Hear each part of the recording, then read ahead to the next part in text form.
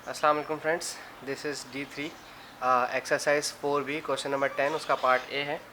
और क्वेश्चन में कहा गया है कि simplify each of the following expression your answers in the positive index form. Index हमारे पास असल में इंडेक्स को हम कहते हैं कि पावर जो होती है ना उसे इंडेक्स कहते हैं। अब यहाँ पर हमें इसकी पावर जो है पॉजिटिव बतानी है। वैसे तो ऑल दो अभी फ़िलहाल दोनों क्वेश्चन जो है दोनों पावर जो है पॉजिटिव ही हैं। आगे के पार्ट्स में हो सकता है कि हमारे पास पावर्स ऐसी आ जाएँ कि नेगेटिव आएँ। हम फिलहाल सॉल्व करते हैं। देखिए ये है स्क्वायर रूट और ये है क्यूब रूट, ये दोनों डिफरेंट हैं। स्क्वायर रूट और क्यूब रूट आपस में किसी भी हाल में सॉल्व नहीं हो सकते। स्क्वायर रूट होता दोनों, अगर ये भी स्क्वायर रूट होता ये भी स्क्वायर रूट होता तो दोनों को एक ही रूट में लिख दिया जाता। ये क्यूब रूट है ये क्यूब रूट होता तो दोनों को एक ही रूट में लिख दिया जाता। बट प्रॉब्लम यहाँ पर यह है कि एक स्क्वायर में है और एक क्यूब में है। हम एक काम करते हैं, हम अच्छी तरह से जानते हैं कि स्क्वायर रूट की अपनी खुद की वैल्यू, स्क्वायर रूट की अपनी खुद की जो वैल्यू होती है 1/2 होती है। देखें ये मैंने ए की होल पावर लिख दी 1/2।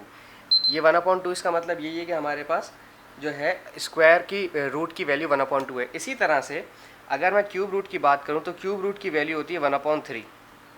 यहाँ मैंने लिख दिया 1/3। इसी तरह से अगर फोर्थ रूट होता है, अगर मैं थोड़ा सा और जूम कर देता हूँ, अगर आप देख लें इसको, मैंने 1/2 1/3 लिखा है क्योंकि स्क्वायर रूट की वैल्यू 1/2 और क्यूब रूट की वैल्यू 1/3 होती है।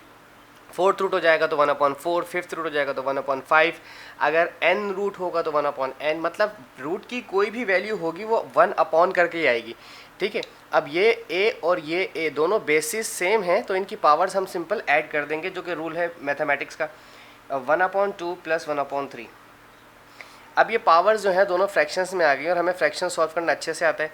मैंने आसानी के लिए बताया हुआ है कि आप एलसीएम के झंझट में ना पड़ें, आप सिंपल दोनों डिनोमिनेटर्स को मल्टीप्लाई करें और क्रॉस मल्टीप्लाई करवा दें।